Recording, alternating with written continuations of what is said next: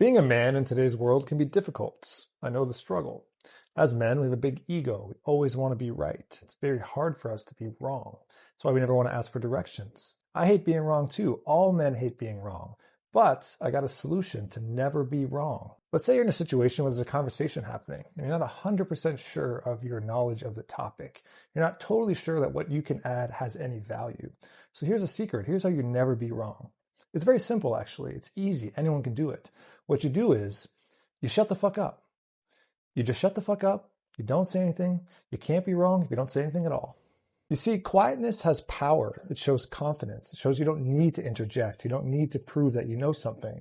So many people just throw in things. They're not even listening. They just can't wait to say the next thing that they almost kind of know. Now you might be wondering, wow, Dan, that's a brilliant concept. How'd you come up with that?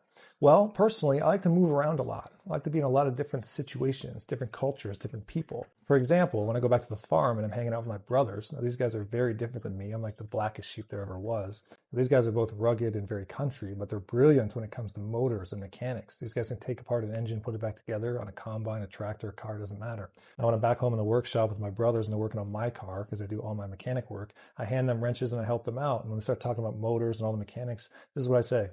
Oh, yeah, that's interesting.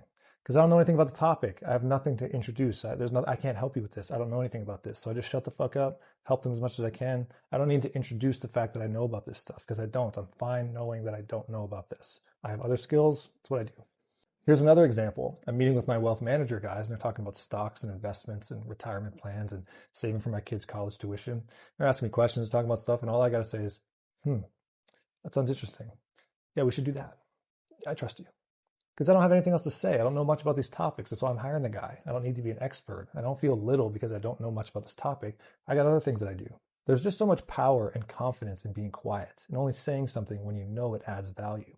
One of the coolest things you can do, one of the best ways to get respect with your peers and with your colleagues, you're in a group conversation and people are yapping about things that you know about, that you've experienced.